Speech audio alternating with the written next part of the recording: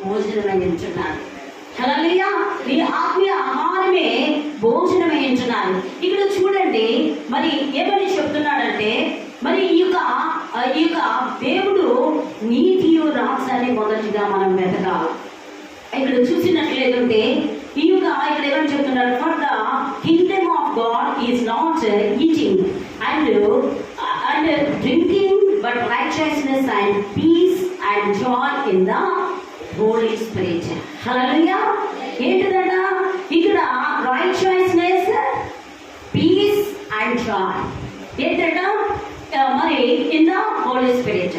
ఇవి మూడు ఉన్నప్పుడే నువ్వు ఏమవుతావట? మరి దేవుని యొక్క రాజ్యాన్ని కట్టే బిడ్డలుగా ఉంటారంట.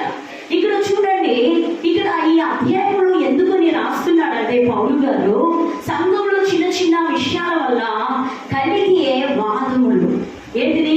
సంఘాలలో ఉన్న కొంతమంది వ్యతిరేకంగా జీవిస్తూ ఉంటారు, కొంతమంది ఆత్మీయ జీవితంలో జీవిస్తారు, స్పిరిచువల్ లైఫ్ ఉంటుంది, కొంతమంది అగెన్స్ట్ గా జీవిస్తూ ఉంటారు, కొంతమంది చూడండి ఆత్మీయ జీవితంలో ఉన్నవారు దేవునికి లోబడి ఆయన నీతిని రాజ్యాన్ని వెతకడానికి ముందుకు వెళ్తూ ఉంటారు.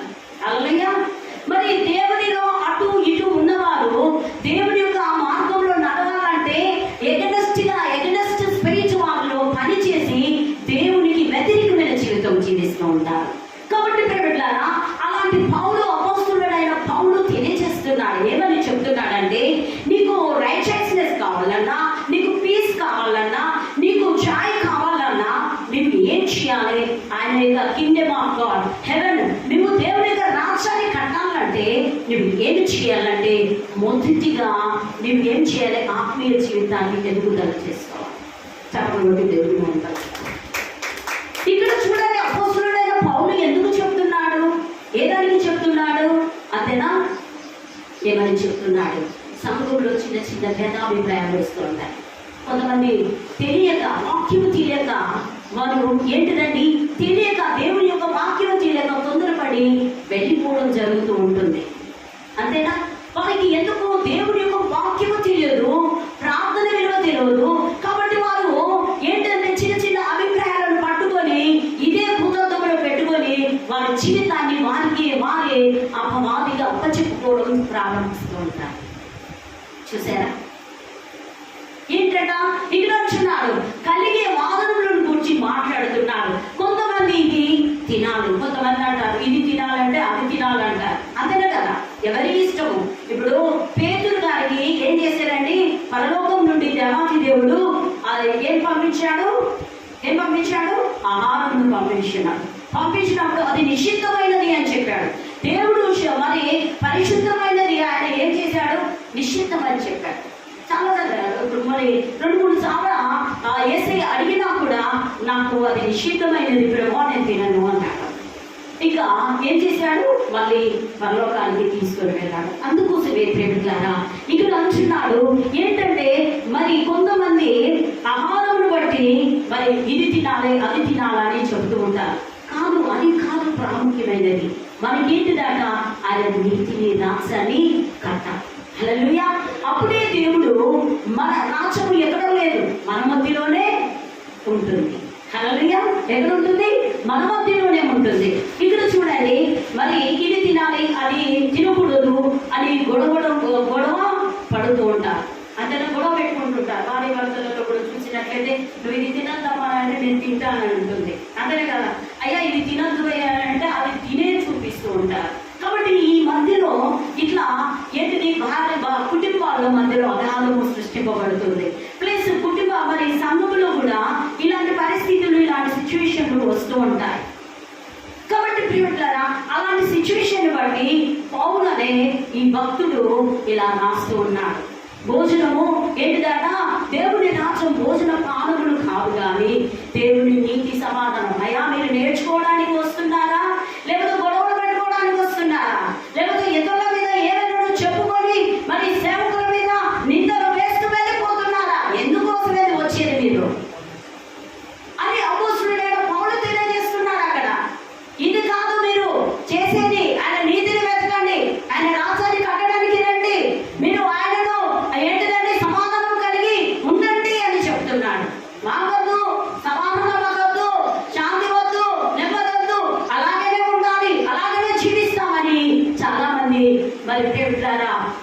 బిడ్డలు చాలా మంది వాపోయి జీవితాలను ఏంటిదంటే వ్యతిరేకంగా మరి యాంటీగా వారు జీవితాన్ని గడుపుతూ ఉంటారు. అప్పుడు ఏమైపోతుంది? నీలో నీతి వెళ్ళదు, నీలో నీతి ఉండదు, నీలో సమాధానం ఉండదు, నీలో ఏముండదు? పరిశుద్ధాత్మ ఉండదు. మెల్లమెల్లగా పరిశుద్ధాత్ముడు వెళ్ళిపోతున్నాడు. ఎక్కడ పరిశుద్ధత ఉంటుందో అక్కడ మరి ఏంటిదండి దేవుడు ఉంటాడు. ఎక్కడ అపరిశుద్ధత ఉంటుందో అక్కడ సాతానుడు ఉంటాడు. నిన్ను ఏమనదు అది మెల్లమెల్లగా నిన్ను కవర్ చేసుకుంటూ నీకు వ్యతిరేకంగా ఏంటిదండి, నీకు సంఘానికి కానీ మనుషులకు కానీ వ్యతిరేకంగా నేను వ్యతిరేకంగా తయారు చేయడం ప్రారంభిస్తుంటుంది. అప్పుడు నువ్వేమనుకుంటా, ఎందుకు నేను కరెక్ట్గానే ఉన్నాను కదా అని నీవు అనుకుంటావు. కానీ దేవుడిలో నువ్వు కరెక్ట్గా ఉన్నావా? దేవుడితో సమాధానం కలిగి ఉన్నావా? నువ్వు ఒకసారి ఆలోచిస్తున్నావా? ఇక్కడ ఉంటున్నాడు. అందుకోసమే అయ్యగా పౌలు గారు ఈ విధంగా గొడవలు పెట్టుకోవద్దు, సంఘానికి వచ్చి మీరు గొడవలు పెట్టుకోవద్దు, మరి ఈ చిన్న చిన్న వాటికి కూర్చుపడి జీవితాలను మరి ఏంటిదండి అమ్మవారికి అప్పచెప్పుకోకండి అని అపోస్తులుడైన పౌలు గారు తెలియజేస్తున్నారు. హల్లెలూయా. మరి చూడండి ఏమిటంటే మనము కొన్ని రెఫరెన్స్ మనం చూస్తాము. ఆ యొక్క దానియేలు 2వ అధ్యాయము 44 చదువుతాను. ఆ రాజుల కాలములలో పరలోకమందున్న దేవుడు ఏంటిదంట రాజ్యములు స్థాపించును, దానికన్నిటికి నాశనము కలగదు. మరొకసారి 2:44 కదా, 2:44 మరొకసారి చదవము. ఆ రాజుల కాలంలో పరలోకమందున్న దేవుడు ఒక రాజ్యమును స్థాపించును, దానికి ఎన్నిటికి హల్లెలూయా చెప్పడం దానికి ఎన్నటికి దేవుని రాజ్యమును స్థాపించిన వారు, దేవుడు స్థాపించిన దానికి ఎవరైనా తీసివేయగలుగుతారా? ఎవరికైనా అడగగలుగుతా?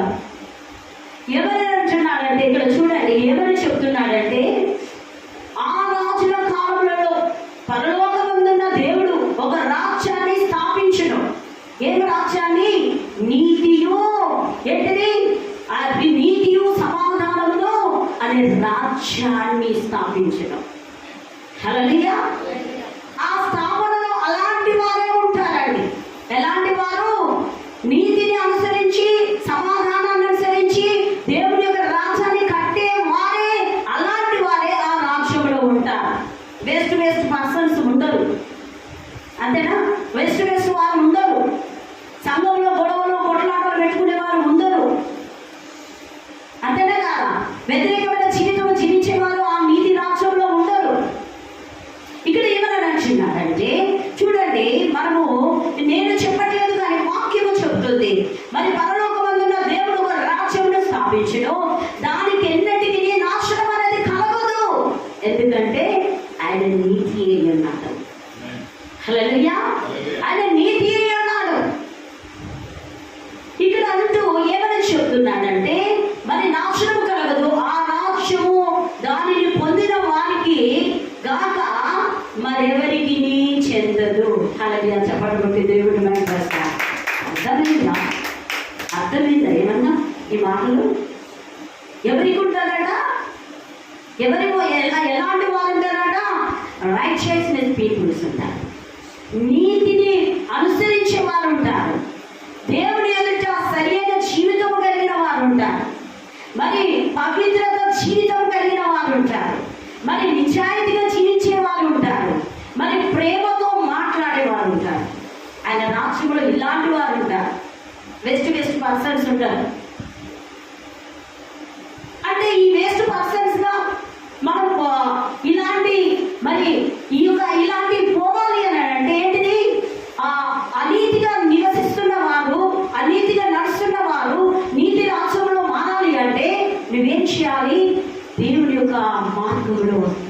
జీవించడం ప్రారంభించాలి. మార్పు చెందాలి. మార్పు చెందినప్పుడే నీవు పరలోక రాజ్యంలో ఆయన రాజ్యములకు హక్కుదారులుగా ఉండడం ప్రారంభిస్తావు. ఏంటండి, దేవుడు ఏంటంటే సరైన జీవితం లేకపోతే నువ్వు పరలోకానికి వెళ్తావా? నువ్వు ఎంత ప్రార్థన చేసినా కరెక్ట్గా లేకపోతే నువ్వు పరలోకానికి వెళ్ళవు. రెండవదిగా పవిత్రమైన జీవితం జీవించాలి. ఆయన రాజ్యంలో ఉండాలి అంటే శాశ్వతమైన రాజ్యం ఏంటున్నది ఏంటండి? ఆయన శాశ్వతమైన జీవితం రాజ్యం ఏంటున్నది. కాబట్టి ఆ రాజ్యంలో నీవు ఉండాలంటే ఏ విధంగా ఉండాలి? పరిగెత్తుకునే దేవుడి సన్నిధికి రావడం ప్రారంభించాలి. దేవుడు అంటే భయము భక్తి కలిగి రావాలి. నా ప్రాణమైన ఇస్తానన్న అంత ఆలోచన కలిగి ఉండాలి నీకు. నేను ఎవరు ఆపినా కూడా ఆపకుండా రావాలి. అంతేనా కాదా? అప్పుడే నువ్వు దేవుడి యొక్క రాజ్యాన్ని కట్టినట్టు. నువ్వు ఇక్కడ క్రియలే చేయకుండా నువ్వు ఉన్నప్పుడు దేవుడి రాజ్యాన్ని ఏం కడతావు? అసలు పరిచయం నువ్వు ఎంట్రన్స్ ఉంటుందా? ఆ కింగ్డమ్ ఆఫ్ హెవెన్ లో నీకు అసలు ఉంటుందా నీకు స్థానము? ఇవన్నీ చేయకుండానే నేను పరలోకమే నా సొంతము ఎప్పుడు చూసేదను అని నువ్వు అనుకుంటే అది నథింగ్. హల్లెలూయా. ఏముంటుందట? సరైన జీవితము దేవుడి ఎదుట. రెండవది పవిత్రమైన జీవితము. నాకు తెలియకపోవచ్చు, నేను చేసిన తప్పులు మీకు తెలియకపోవచ్చు, మీరు చేసిన తప్పులు నాకు తెలియకపోవచ్చు, కానీ ఎవరికి తెలుస్తుందండి? దేవుడికి, సర్వ సృష్టికర్తకి తెలుస్తుంది. నీ స్థితి ఏంటిది, నా స్థితి ఏంటిది, నీవు ఇప్పుడు ప్రజెంట్గా ఏం థింక్ చేస్తున్నావు, ప్రజెంట్గా ఏం ఆలోచిస్తున్నావు అన్నది కూడా ఆయన ఎదిగి ఉన్న దేవుడు అండి. Not a ordinary person. Hallelujah. ఆయన గొప్ప శక్తివంతున్న దేవుడు. ఏదో ఏదో ఆటలు అనుకుంటున్నాము మనం యేసు ప్రభు అంటే. ఎప్పుడు పడితే అప్పుడు పోవచ్చులే, ఎప్పుడు పడితే అప్పుడు ఆరాధించవచ్చులే, నా ఇష్టం వచ్చినప్పుడు పోతాను, నా ఇష్టం వచ్చినప్పుడు దేవుడిని ఆరాధిస్తాను, నా ఇష్టం వచ్చినప్పుడు దేవుడి సన్నిధికి పోతాను. వాళ్ళు చెప్తే నేను రావాలా? లేదు చెప్తున్నా. నువ్వు ఇక్కడ అనుకుంటావు కావచ్చు, పరలోకంలో నువ్వు అక్కడ స్థానాన్ని సంపాదించుకోవచ్చు. ఇక్కడ ఖచ్చితంగా ఉంటేనే అక్కడ స్థానాన్ని పొందుకుంటా. ఇక్కడ ఖచ్చితంగా లేకపోతే అక్కడ స్థానం నో ఇవ్వండి. ఒకసారి ఆలోచించు. కాబట్టి మళ్ళీ ఇంకొకటి నిజాయితీ. ఏంటంటే నిజాయితీగా ఉండాలి, పవిత్రతగా ఉండాలా, నిజాయితీగా. నిజాయితీ అంటే చెప్పగలుగుతారా? ఏంటి నిజాయితీ అంటే? గట్టిగా చెప్పండి. ఖచ్చితంగా ఉండాలి, నమ్మకంగా ఖచ్చితంగా ఉండాలి, నీతిగా నిజాయితీగా ఉన్నారండి వీళ్ళు, చాలా మంచోళ్ళండి అని అంటారు. మనము బయటికి పోయినా కూడా మన కొరకు ఇతరులు చెప్పుకోవడానికి ఆస్కారం ఉండాలి. ఏంటి? వాళ్ళు మంచి వాళ్ళంటే, వాళ్ళు మంచి అని లాగా మన నీతి నిశ్చయితీ అలాంటిది ఉండకూడదు. నిశ్చయితీగా ఉండాలి, ప్రేమతో ఉండాలి. ఎవరి ఎడలైనా ప్రేమ చూపించాలి. ఎంత శత్రువునైనా నువ్వు ప్రేమ చూపించాలి. ప్రేమ చూపించని వాడు ఏది గడగడ కంచం రాడ మ్రోగుడు కాలంలో పడేవాడు. ప్రేమ లేని వాడు. నువ్వెంత స్తుతి చేయి, నువ్వెంత ప్రార్థన చేయి, నువ్వెంత భక్తి చేయి, నువ్వెంత దేవుడి సన్నిధికి నువ్వు సత్యదాగా వచ్చినా కూడా నీలో ప్రేమ కనబడింది నథింగ్. హల్లెలూయా. ఏముండాలట? ప్రేమ. అంటే ప్రేమ ప్రతి ఒక్కరిని ప్రేమించాలని అంటే యవన పిల్లలు వేరే అనుకునేది, యవనస్తులు వేరే అనుకునేది. వేరే అనుకోకండి. ఏంటి? తల్లిదండ్రుల ప్రేమ, అన్నదమ్ముల ప్రేమ, అక్క చెల్లెల ప్రేమ, భార్య భర్తల ప్రేమ, ఇంకేంటండి స్నేహితుల ప్రేమ, ఆత్మీయతల ప్రేమ, ఇలాంటి ప్రేమలండి. అంతేనా? ప్రేమ కలిగి ఉండాలి. మత్తయి సువార్త, అదే మత్తయి సువార్త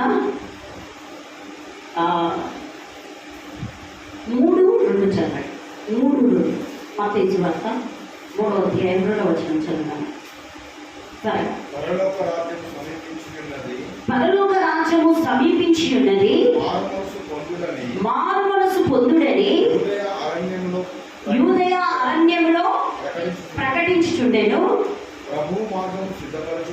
ప్రభు మార్గమును సిద్ధపరచుడి, ఆయన త్రోవలు సారాలము చేయుడని అరణ్యంలో కేక వేయి ఒకని శబ్దము యెషయా ద్వారా చెప్పబడినదనెను.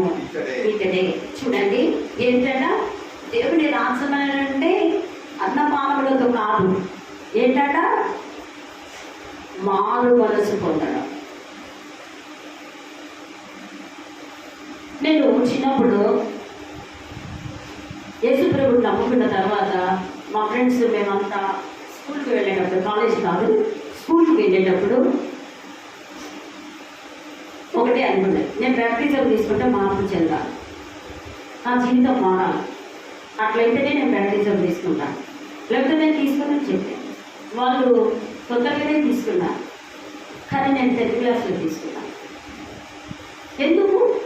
ప్రభువుని తెలుసు, 7th క్లాస్ నుండే దేవుణ్ణి ఉంటున్నాను. బట్ ఏంటంటే ఏంటి, మారు మనసు లేనిది, ఏంటిది పాపక్షమాపణ లేదు.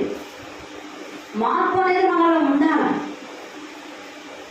మీరు నమ్మండి నమ్మకపోండి, నేను బ్యాప్టిజం ఇంకా వాళ్ళు తీసుకున్నదైపోయింది, నా వంతు వచ్చింది. 10th క్లాస్లో నేను బ్యాప్టిజం తీసుకున్నా. తీసుకొని ఏం చేశానంటే ఇంకా నాలో మార్పు కలగడం ప్రారంభించింది. నా జీవితం చాలా మార్పు చెంది ఉన్నది. కాలేజీలో కూడా నేను ఎక్కడ ఎవరు పోయినా కూడా నేను అటు ఇటు వెళ్ళకపోయేదాన్ని. నా జీవితం మొత్తం ఇంకా దేవుళ్ళలోనే మరి పాటలు పాడుతూ అన్నయ్య మరి ప్రార్థనలకు పాటలు పాడించేవాళ్ళు ఇస్తున్నాను మా పెద్దన్నయ్య. అలా నా జీవితము కొనసాగుతూ ఉన్నది. దేవుడు నన్ను ఏర్పాటు చేసుకొని దేవుని యొక్క రాజ్యాన్ని కట్టడానికి మరి ఆయన కృపను నాకు అనుగ్రహించున్నాడు. పాటలనే వరమే కాకుండా దేవుని యొక్క సేవ చేయమని దేవుడు ఏర్పాటు చేసుకొని ఆయన సేవలో నన్ను ముందుకు కొనసాగిస్తున్నాడు. కాబట్టి ఈ విధంగా చూడండి, మారు మనసు అనేది చాలా పరలోక రాజ్యము సమీపించింది, దేవుని రాజ్యము ఇస్తూ ఉంది. కాబట్టి ఏమంటున్నాడు, మారు మనసు లేనిది వేస్టే. అంతేనా? ఏంటంటే మారు మనసు ఉండాలి.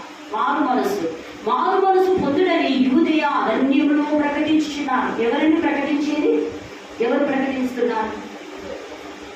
Very good. ఎవరు ప్రకటిస్తున్నారు?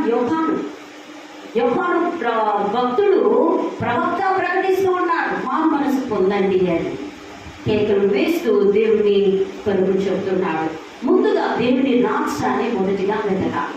ఎవరిని? దేవుని రాజ్యాన్ని వెతకాలి. నేను చెప్పాను, నీతిని మరి ఆయన రాజ్యాన్ని వెతకాలి. అప్పుడే నీకు ఏదైతే కావాలనుకుంటావో అదే అప్పుడు నీకు అనుగ్రహింపబడుతుంది. అదే 6వ అధ్యాయం 33, మత్తయి సువార్త 6వ అధ్యాయం 33 వచనం చదువున్నాను. కాబట్టి ఆయన రాజ్యములో నీతిని మొదట వెతుకుడి, అప్పుడు అవన్నీ ఎప్పుడు అవన్నీ ప్రార్థన అంటే చాలా నెగ్లెక్ట్ చేస్తుంది కదా. చర్చికి రావాలని బదిలాగా పరలోకానికి కూడా అట్లయినా చెప్పండి. నీకు ఆసక్తి ఉంటే, దేవుని ఆరాధించాలని నీకు ఆసక్తి ఉంటే ఏంటిదండి, పరిగెత్తుకొని వస్తా. అంతేనా? కొంతమంది అంటారు, తెలుగులోనే మాట్లాడుతూ ఉంటారు, ఏమని ఎంత ప్రేమిస్తున్నావు యేసు ప్రభు అన్నట్టు అంటారు. హౌ మచ్ డౌట్ వీళ్ళు లవ్ మీ అన్నట్టు తీసుకొచ్చి అంటారు. నువ్వు ఎంతగా ప్రేమిస్తున్నావు అని యేసయ్య నువ్వు అడుగుతూ యేసయ్య అన్నాడు, నేను సిలువలో మరణం అవునంతగా నేను ప్రేమిస్తున్నానని దేవుడు అన్నాడు.